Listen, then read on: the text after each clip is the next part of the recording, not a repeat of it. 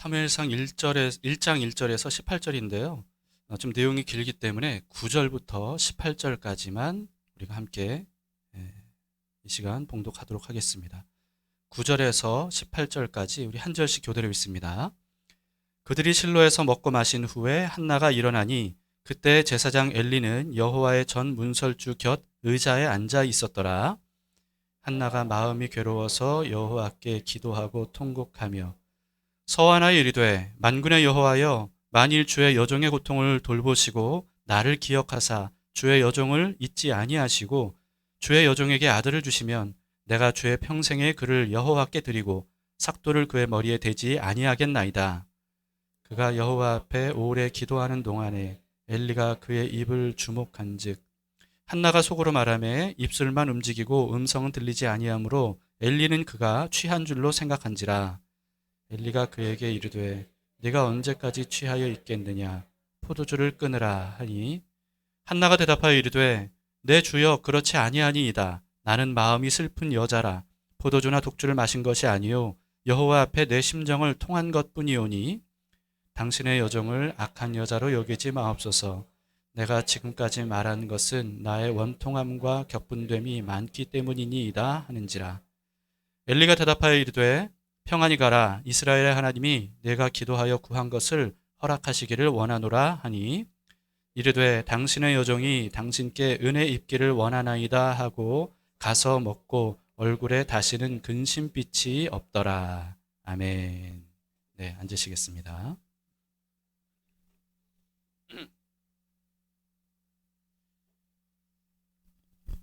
짧은 룻기가 끝났고요. 사무엘상이 오늘부터 시작이 됩니다. 그런데 룻기하고 사무엘상은 이어지는 내용으로 여러분들이 보시면 됩니다. 룻기에서는 다윗의 탄생이 예고가 됐죠. 그리고 사무엘상에서는요, 드디어 다윗이 역사 속에 등장을 하는 내용이 나옵니다. 마태복음 1장에는 예수 그리스도의 계보가 나오는데요. 이 계보가 누구를 중심으로 기록이 되어 있냐 하면 다윗을 중심으로 나열이 되어 있습니다. 그렇게 함으로써 신약 성경 전체가 시작이 되는 거죠. 그럴 정도로 다윗은요, 예수 그리스도를 상징하는 대표적인 인물입니다. 다윗의 자손이라고 하면 유대인들은 그리스도라고 이렇게 생각할 정도로 다윗의 자손은 그리스도를 대표하는 대명사가 됐습니다. 그것만 보더라도 다윗이 얼마나 이 중요한 인물인지를 알 수가 있죠. 그런데 그런 중요한 다윗이 사무엘상 16장이 돼야만 이제 등장을 합니다. 다윗이 등장하기 전에 먼저 등장하는 인물들이 있습니다. 대표적인 두 사람이 사무엘, 그리고 그 다음에 사울이죠. 다윗이 그리스도를 상징하는 인물이라는 점을 우리가 생각해 보면요. 사무엘은 누구를 상징하는 인물처럼 보입니까? 세례 요한을 상징하는 인물로 보이지 않습니까? 네, 그래서 그런지 사무엘은요, 세례 요한과 굉장히 비슷한 점들이 많이 있습니다. 사무엘의 어머니인 한나와 그리고 세례 요한의 어머니인 엘리사벳은요, 공통점이 있는데 둘 다 불임 여성이었죠. 그런데 하나님께서 특별한 은혜를 베풀어 주셔서 그 불임 여성인 두 사람이 아들을 낳게 됩니다. 그리고 또 사무엘과 세례 요한은요, 둘 다 태어나면서부터 하나님께 나시린으로 태어났어요. 근데 다른 점이 있다면 세례 요한 같은 경우에는 하나님께서 천사를 통해서 이제 아버지인 사가랴에게 앞으로 태어날 요한은 나시린이 될 것이다, 이렇게 고지를 했고, 반면에 사무엘 같은 경우에는 어머니 한나가 먼저 나시린으로 하나님께 바치겠다고 서원했죠. 그런데 어쨌든 공통점은 둘 다 태어나면서부터 나시린이었다라고 하는 겁니다. 그리고 사무엘과 세례 요한은요, 이스라엘에 굉장히 중요한 역할을 하는데 그게 뭐냐 하면 흩어진 이스라엘, 정말 이렇게 오갈 데 없는 잃어버린 양처럼 흩어지는 그런 이스라엘 백성들을 다 모아서 대대적인 회개 운동을 벌이게 됩니다. 사무엘은 미스바에서, 그리고 세례 요한은 요단 강가에서 이 백성들을 모아놓고 회개를 촉구하고 함께 회개 운동을 일으키죠. 그럼으로써 사무엘은 다윗의 등장을 위한 길을 닦았고요. 그리고 세례 요한은 예수 그리스도의 등장을 위한 길을 닦아 놓았습니다. 그리고 사무엘은요, 다윗에게 기름을 부음으로써 다윗이 이스라엘의 왕이 되었음을 선포하는 역할을 했어요. 그리고 세례 요한은 어떻게 했습니까? 예수님에게 세례를 베풀어 줌으로써, 그럼으로써 예수님이 바로 그리스도이시라는 사실을 증언하고 모든 이스라엘 백성들에게 선포했죠. 이렇게 사무엘은요, 예수 그리스도께서 오실 길을 예비하는 사명을 받았던 세례 요한을 상징하는 인물로 봐도 이 과언이 아닐 정도로 세례 요한과 굉장히 흡사한 점이 많이 있습니다. 자, 그렇다면 다윗 이전에 사무엘 외에 먼저 등장한 사울은 또 어떤 사람을 상징하는 인물로 보이십니까?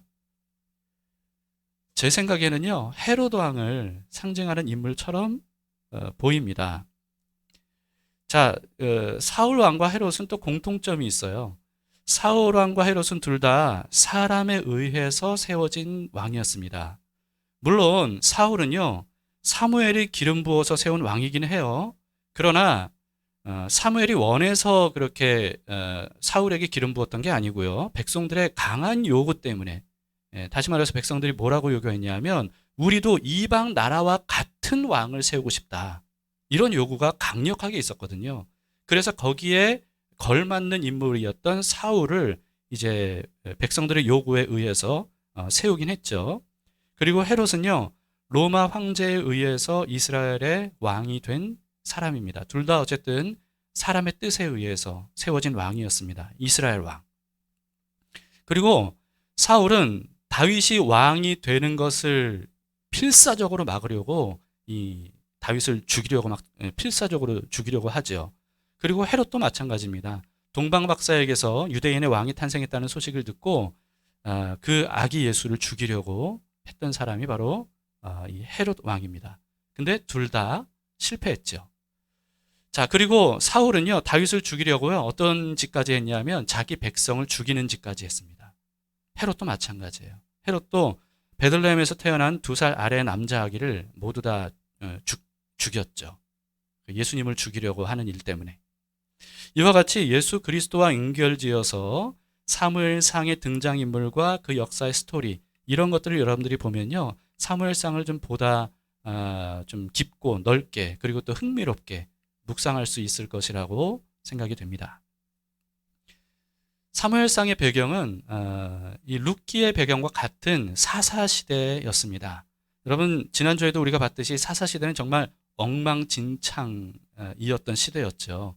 그런데 그렇게 엉망진창이 될 수밖에 없었던 이유가 사사기 맨 마지막 절에 나와 있지 않았습니까? 한번 다시 보시겠습니다. 사사기 21장 25절인데요. 그때 이스라엘에 왕이 없으므로 사람이 각기 자기 소견에 옳은 대로 행하였더라. 이렇게 사사시대에는 이스라엘 백성들이 섬기는 왕이 없었던 겁니다. 이들을 지도해줄 눈에 보이는 왕이 없었고, 그리고 눈에 보이지 않는 하나님을 왕으로 모시지 않았던 시대예요. 그렇기 때문에 이런 암흑 같은 너무나도 엉망진창의 시대를 맞이하게 됐던 거죠. 그런데 그런 사사시대에 하나님께서 먼저 룻과 보아스를 통해서 다윗의 탄생을 예고했고요. 그리고 그렇게 탄생하게 될 다윗을 왕으로 기름 부어 세울 사람이 필요했기 때문에, 그래서 그 이전에 먼저 사무엘을 태어나게 하셨던 겁니다. 오늘 본문은 사무엘이 태어나게 된 이 경위, 어떤 배경, 이런 이야기이고요. 그걸 시작으로 사무엘상이 시작되는데, 누가복음도 보면 누가복음 1장에 어떤 내용으로 시작이 되냐면 세례 요한이 태어나게 된 배경으로 시작됩니다. 이게 참 그것도 비슷하죠. 먼저 사무엘의 부모가 누군지를 소개하는데요. 아버지가 누군지가 1절에 나옵니다. 자, 1절을 보시겠습니다. 에브라임 산지 라마다임 소빔에 에브라임 사람 엘가나라 하는 사람이 있었으니 그는 여로함의 아들이요 엘리후의 손자요 도후의 증손이요 숲의 현손이더라. 아버지가 누구냐 하면 엘가나라고 하는 사람이죠. 좀 생소한 이름입니다. 근데 오늘 본문만 보면 이 엘가나가 어느 지파 사람 같아 보입니까? 에브라임 지파 사람 같아 보이시죠? 에브라임 지파 같아 보입니다. 그런데 엘가나가 사무엘의 아버지라면 여러분, 사무엘은 제사장이 됐던 사람이거든요. 근데 제사장을 레위 지파만 될 수 있습니다. 그런데 여기는 엘가나가 에브라임 사람이라고 나와 있어요. 이게 어떻게 된 일이겠습니까? 사무엘이 제사장이 될 수 있었던 이유는요, 에브라임 지파가 아니라 레위 지파 사람이었기 때문입니다. 그 사실을 우리는 역대상 6장에서 볼 수 있는데, 역대상 6장 22절부터 레위 지파의 고핫 자손의 계보가 나와요. 레위 지파의 고핫 자손의 계보가 나오는데 27절에 사무엘의 아버지인 엘가나가 나옵니다. 그리고 28절에 사무엘과 그 자손들의 이야기도 나옵니다. 이걸 통해서 우리는 이 사무엘과 엘가나가 이 레위 지파라는 것을 알 수 있습니다. 그 중에서도 고핫 자손이죠. 고핫 자손은요, 출애굽 때 광야에서 이 성막, 특히 언약궤를 짊어지는 역할을 했던 그런 아주 중요한 자손입니다. 그런데 오늘 본문에 에브라임 사람 엘가나라고 기록된 이유가 뭐냐 하면, 실제로 엘가나가 에브라임 지파에 거주했기 때문입니다. 이스라엘 백성들이 가나안 땅에 들어가면서 지파별로 땅을 분배받았죠. 다 땅을 지파별로 분배를 받았는데, 그런데 레위 지파만은 다른 지파들과 다르게 땅을 분배받지 못했습니다. 대신에 각 지파로 다 흩어져서 살았어요. 그렇기 때문에 이 레위 자손인 엘가나 가문도 이 에브라임 지파에 같이 함께 살면서 그들이 하나님 앞에 온전히 잘 섬기며 살 수 있도록 돕는 전임사역 역할을 했던 그런 가문이었던 거죠. 그러므로 오늘 본문만 보면 사무엘이 에브라임 지파 출신임에도 불구하고 제사장이 됐나 보다, 이렇게 생각하시면 안 되고요. 원래 레위 지파 사람이라는 거 기억해 주시길 바랍니다. 그 다음에 사무엘의 어머니가 등장하죠. 사무엘의 어머니는 오늘 본문의 주인공 아니겠습니까? 2절을 보시겠습니다. 엘가나 그에게 두 아내가 있었으니 한 사람의 이름은 한나요, 한 사람의 이름은 브닛나라. 브닛나에게는 자식이 있고 한나에게는 자식이 없었더라. 엘가나의 두 아내 중 한나가 바로 사무엘을 낳은 사람입니다. 그런데 한나는 말씀드렸듯이 원래 불임 여성이었다는 겁니다.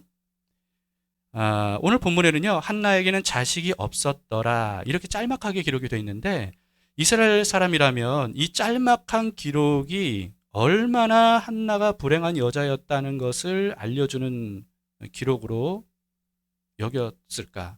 여러분, 그걸 한번 생각해 보시기 바라요. 그러니까 오늘날 우리 같은 경우에는 사실 자식을 안 낳으려고 하는 사람들이 점점 많아지고 있죠. 근데 이런 시대임에도 불구하고 여전히 자식을 낳고 싶어 하는 사람들이 있어요. 그런데 자식을 낳고 싶은데 낳지 못하는 경우에 이게 굉장히 좀 아픔과 슬픔이 됩니다. 그래서 어떻게든 자식을 낳고 싶어 하는 사람들은 굉장히 많은 어려움을 감수하면서까지 시험관 시술을 시도하기도 하죠. 근데 시험관 시술을 한두 번 해서 이게 성공하면 모르겠지만, 실패하게 되면, 여러 차례 시도했는데도 불구하고 실패하면 정말 큰 실망감과 낙심과 상실감과 고통을 느끼게 됩니다. 오늘날 아기를 낳지 않으려는 사람이 점점 많아지고 있는 시대에도 그렇다는 거예요. 그런데 당시 아들을 낳지 못하는 여인은요, 그와는 비교할 수 없을 정도의 큰 불행이었습니다. 우리 두 세대 윗 어른들 시대 때만 해도요, 그때만 해도 아들을 낳지 못하는 여자는 굉장히 많은 고통과 어려움을 당할 수밖에 없었습니다. 시부모님으로부터의 어떤 그런 멸시, 또 주변 사람들에게의 멸시, 자기 자신 스스로의 어떤 자괴감, 이런 것들을 굉장히 많이 느낄 수밖에 없었던 게 바로 우리 두 세대 전까지만 해도 그렇다는 거예요. 그런데요, 고대 이스라엘에서는요, 사실 아들을 낳지 못하는 여자는 그보다 훨씬 더 큰 저주였습니다. 그러니까 이 한나가 얼마나 괴로웠을까. 사실 우리는요, 그런 괴로움을 다 이해하지 못할 겁니다. 누구나 자기 자신만 아는 괴로움이 있죠. 그러니까 이미 고대에 이렇게 어려웠을 거다라고 우리는 상상하지만, 실제로 이 한나가 얼마나 이 고통스러웠을까, 이거를 우리는 느끼기는 어려울 거예요.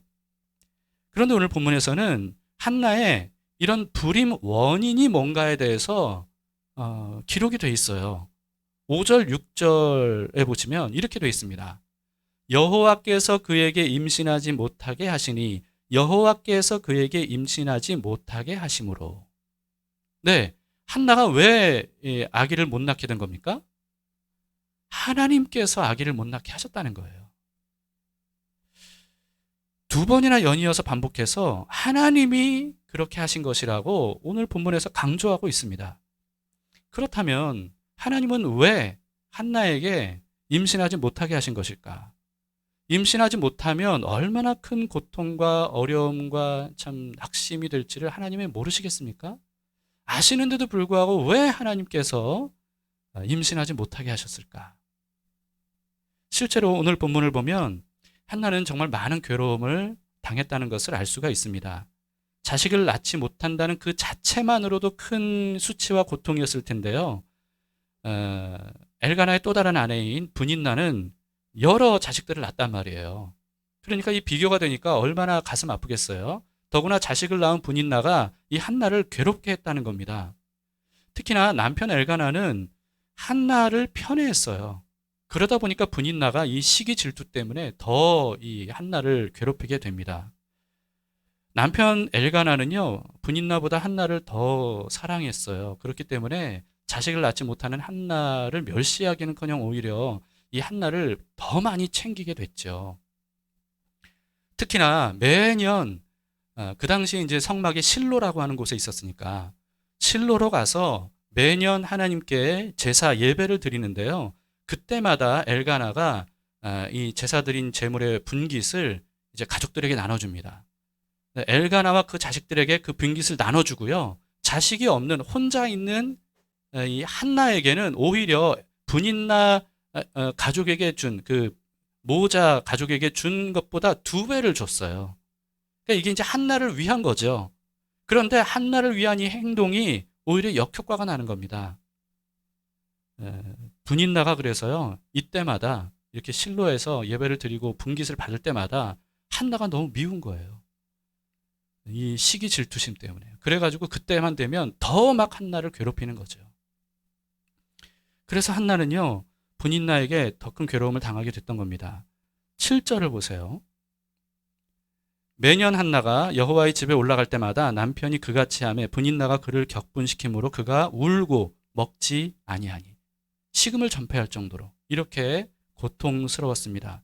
결국 그날 한나의 이 서름이 폭발하게 됩니다. 10절을 보시겠습니다. 한나가 마음이 괴로워서 여호와께 기도하고 통곡하며 어떻게 했습니까?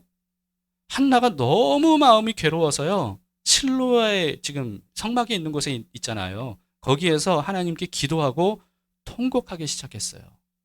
얼마나 슬프게 엉엉 울면서 아마도 정말 미친 듯이 기도했던 것 같아요. 미친 듯이. 그것도 오랫동안 그렇게 기도했습니다. 이 한나의 모습이 얼마나 이상할 정도로 처절했던지 이 엘리 제사장이 볼 때, 당시 사사였거든요. 엘리 제사장이 볼 때 한나가 술에 취해서 주정하는 것처럼 보였나 봅니다. 그래서 꾸중을 했어요. 포도주를 끊으라고, 술을 끊으라고. 왜 여기 와가지고 취해 있냐고. 그렇게 꾸중을 했죠. 그랬더니 한나가 이렇게 해명을 합니다. 15, 16절입니다. 한나가 대답하여 이르되 내 주여 그렇지 아니하니이다. 나는 마음이 슬픈 여자라. 포도주나 독주를 마신 것이 아니요 여호와 앞에 내 심정을 통한 것뿐이오니 당신의 여종을 악한 여자로 여기지 마옵소서. 내가 지금까지 말한 것은 나의 원통함과 격분됨이 많기 때문이니이다 하는지라. 한나가 얼마나 원통하고 슬퍼했을지 아마 이 얘기도 엘리 제사장에게 할 때 눈물을 펑펑 흘리면서 아마 그렇게 하소연하듯이 이야기를 했을 겁니다. 그런데요, 이렇게 분하고 억울하고 슬프고 애통하는 한나는요, 이 가슴에 폭발할 수밖에 없을 정도로 괴로운 이 감정을 다른 방법으로 풀려고 하지 않았습니다. 어떻게 풀었죠? 하나님께 가지고 가서 하나님 앞에서 풀어놨어요. 자신의 심정을 여호와 앞에 마치 토하듯이 그렇게 다 쏟아냈던 거죠. 여러분, 이게 한나가 가장 잘한 일이었습니다. 가장 슬프고 괴로운 일이 있을 때 여러분, 우리는 그 감정을 어떻게 해소하십니까? 혹시 그냥 괴로워만 하고 있는 건 아닙니까? 아니면 그 괴로움들을 어떻게든 해소하기 위해서 여러 가지 다른 방법을 하고 있지는 않습니까? 그 감정을 잊어버리는 식으로 하려고 하지는 않습니까? 한나처럼 하나님께 가지고 가서 하나님 앞에 쏟아내시길 바랍니다. 다른 방법으로 해소하는 거는요, 잠시 잊게 할 수는 있어도, 이게 문제가 해결되지 않아요. 효과가 없습니다. 잠깐 감정의 위안이 되고 잊어버릴 뿐이지 문제는 그대로 남아 있고요. 그리고 다른 방법으로 이걸 해소하려고 하다 보면 오히려 문제를 더 키우기도 합니다. 예를 들면 여러분, 술로 감정을 해소하는 사람들이 참 많이 있지 않습니까? 술로 감정을 해소하는 경우. 그런 경우에는 술 취해서 오히려 더 문제를 키우는 잘못을 범할 때가 참 많이 있습니다. 술만 그렇겠습니까? 뭐 여러 가지 것들이 있겠죠. 이걸 어떻게든 현실을 잊어버리려고 하는 이런 시도들이 오히려 문제를 더 확대시키는 이런 그 악효과가 일어날 때가 참 많이 있습니다. 우리가 이 감정을 해소하려고 하는 방법이 혹시 그러지는 않았는가? 여러분 생각해 보시기 바랍니다. 그런데도 많은 사람들이 술이나 이와 같이 악영향이 일어나는 방식으로 의존해요. 여러분, 엘리제 사장이 한나가 막 울면서 통곡하면서 이렇게 기도하는 모습을 술 취한 걸로 오해했단 말이죠.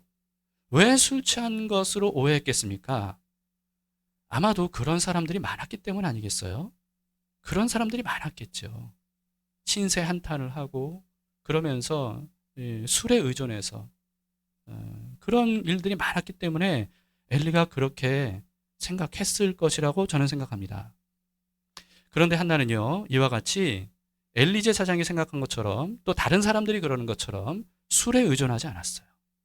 술 대신에 하나님을 의지했습니다. 자신의 감정을 일순간에 잊게 해줄 술을 의존하기보다는 문제를 근본적으로 해결해 주실 수 있는 하나님 앞으로 나아가서 자신의 있는 그 감정과 문제들을 다 토해내고 쏟아냈던 거죠. 그런 점에서 룻과는 좀 다르긴 해도 한나도요, 현숙한 여인이라고 볼 수 있다고 저는 생각합니다. 현숙한 여인이다. 지혜로운 여인이라는 거죠. 지혜로운 여인. 한나는 울면서 엘리에게 이렇게 말합니다. 다시 15절을 보시면요. 한나가 대답하여 이르되 내 주여 그렇지 아니하니이다. 나는 마음이 슬픈 여자라. 포도주나 독주를 마신 것이 아니요 여호와 앞에 내 심정을 통한 것뿐이오니. 이렇게 말하죠. 내 심정을 하나님께 통한 겁니다. 이렇게 말합니다. 여러분, 한나의 말대로요. 한나의 기도는 하나님과 마음이 통한 기도였어요. 하나님과 마음이 통한 기도였습니다. 왜냐하면 한나가 이렇게 기도했기 때문에 그래요. 11절을 보시겠습니다. 기도하면서 이렇게 기도했어요. 서원하여 이르되 만군의 여호와여 만일 주의 여종의 고통을 돌보시고 나를 기억하사 주의 여종을 잊지 아니하시고 주의 여종에게 아들을 주시면 내가 그의 평생에 그를 여호와께 드리고 삭도를 그의 머리에 대지 아니하겠나이다. 이렇게 기도했습니다. 무슨 뜻이에요? 하나님, 나에게 아들을 주실 수 있는 분이 하나님이신데요.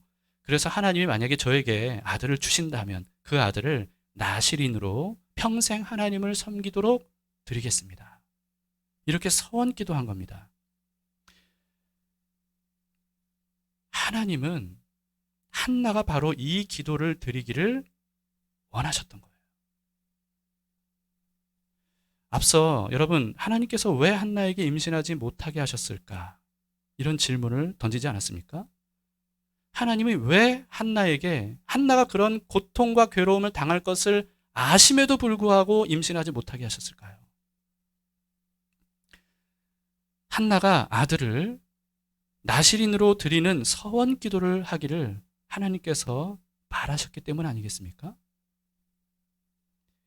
그 마음이 하나님과 통했던 거예요. 하나님이 원하시는 기도를 한나가 울면서 하나님께 드렸던 거죠. 당시는 암울한 사사 시대였습니다.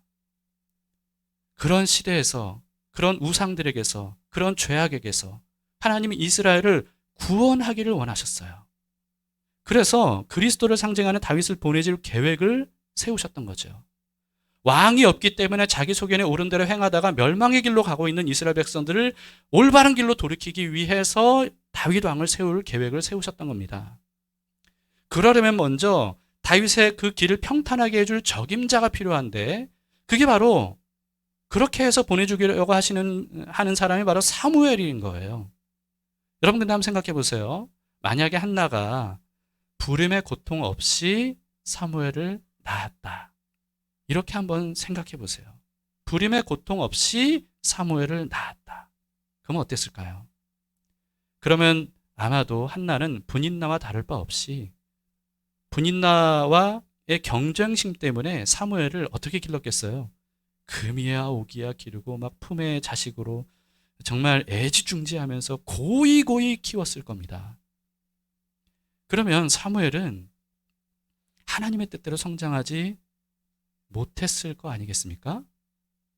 어떤가요, 여러분? 물론 이거는 그런 일이 일어나지 않았기 때문에 우리의 상상에 불과해요. 상상이 불과하지만 하나님께서 한나를 일부러 임신하지 못하게 하셨다가 한나가 이 서원 기도를 드린 이후에야 하나님께서 아들을 낳게 하셨고, 그게 바로 사무엘이죠. 그리고 그 이후에 자식들을 또 낳게 하신 것을 생각해 보면 충분히 개연성 있는 생각이라고 여겨지지 않습니까?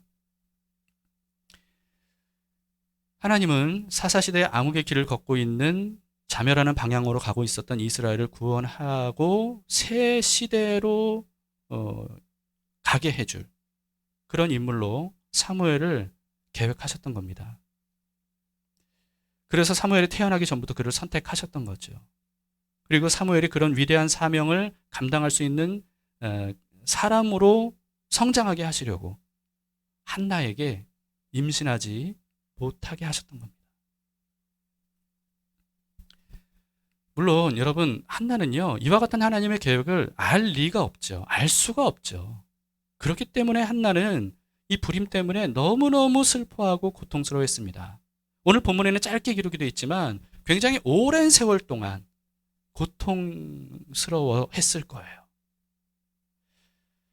그런데 오늘 본문에 의하면 한나가 한 일이 뭡니까? 한나가 한 일은요, 두 가지밖에 없어요. 첫 번째는 괴로워한 거였어요. 그리고 두 번째는 뭐예요? 그 괴로운 심정을 하나님 앞에 쏟아내는 기도를 했던 것입니다. 하나님은 그런 한나를 보시면서 어떻게 여기셨겠습니까? 한나가 괴로울 때는 하나님도 너무너무 괴로우셨을 거예요. 그런데 드디어 한나가 하나님께 나아가서 자신의 심정을 다 통하는 그런 기도를 드리면서 이런 서원 기도를 했을 때 하나님은 어떠셨을까요? 한박 웃음을 지으시면서 이 한나를 기뻐하지 않으셨겠습니까? 저는 이렇게 생각해요. 이렇게 하나님께 나아가서 마음을 통하는 기도를 다 쏟아내고 그러면서 서원 기도를 했을 때 하나님께서 한나에게 이렇게 말씀하셨을 겁니다. 한나야, 너무 고맙다. 이렇게 말씀하셨을 것 같아요.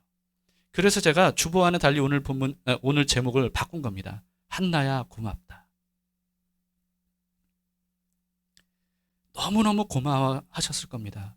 그래서 하나님께서 기쁘게 한나의 태를 열어주셨고 사무엘을 낳게 하셨고, 사무엘을 약속대로 서원한 대로 나신으로 드린 한나에게 여러 자식들을 낳을 수 있도록 해주셨던 거죠.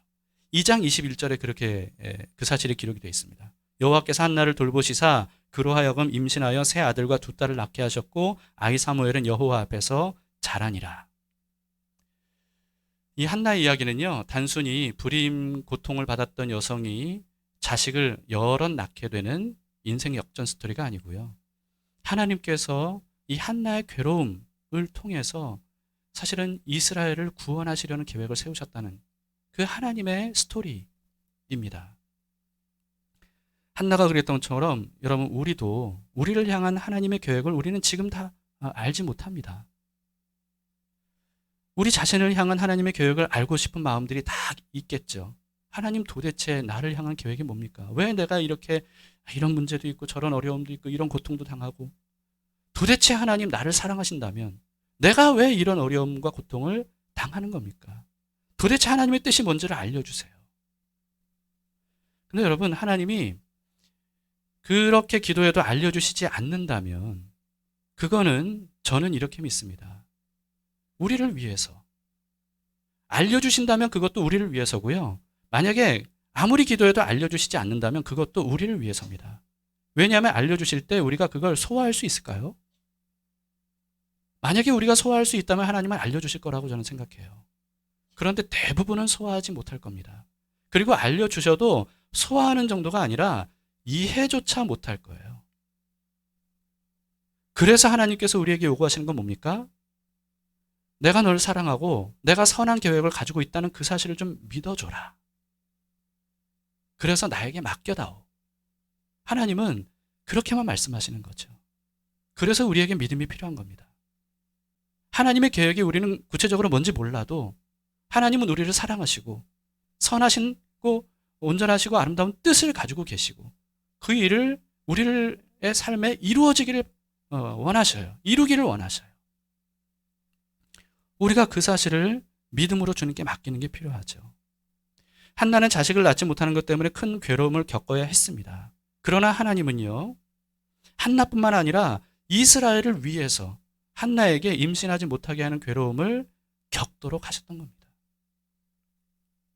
하나님은 크고 영원한 은혜를 베풀어 주실 계획을 가지고 계시는데요.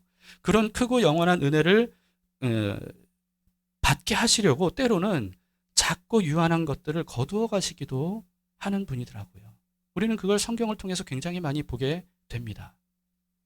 그 시점에 있었던 당사자는 전혀 그 사실을 알지 못했지만 그러나 이후에서야 하나님이 이것 때문에 내 인생을 이렇게 인도해 오셨군요. 이런 이해가 조금씩 생기는 거죠. 그렇기 때문에 전혀 알지 못하는 그 시점에 있더라도 우리는 성경과 여러 믿음의 사람들의 삶을 통해 그 고난을 통해 하나님께서 이루신 일들의 증언을 들으면서 내 삶을 향한 하나님의 계획도 있으실 것이다. 이런 마음을 갖는 것. 이게 바로 하나님에 대한 우리가 가져야 될 믿음이다. 라고 하는 것입니다. 하나님의 마음을 오늘 본문을 통해서 우리가 깨닫는다면 우리에게 허락하신 고난에 대해서도 우리는 다른 관점으로 볼 수 있을 겁니다. 하나님께서 우리에게 허락하신 모든 것들은요, 그 허락하신 것들 중에는 좋은 것들도 있지만 우리가 원치 않는 것들도 있죠. 어떤 성공이 아니라 실패, 평안이 아니라 고난, 이런 것이라 할지라도 어쨌든 하나님께서 우리의 삶에 허락하신 것들이라면 그 모든 것들은 우리를 망하게 하시려는 게 아니라 오히려 우리를 복되게 하시려는 것임을 믿을 수 있기를 바랍니다. 그런 하나님의 뜻이 우리에게 이루어지려면 그러면 우리는 어떻게 해야 될까요? 어떻게 하면 되겠습니까? 한나처럼 하면 되는 겁니다. 한나가 한 일은 두 가지밖에 없어요. 괴로워하는 일이었어요. 그리고 그 괴로움 때문에 하나님께 나아가서 하나님께 토해내는 기도를 한 겁니다. 우리는 그거 할 수 있잖아요. 그렇게 하면 되는 거예요.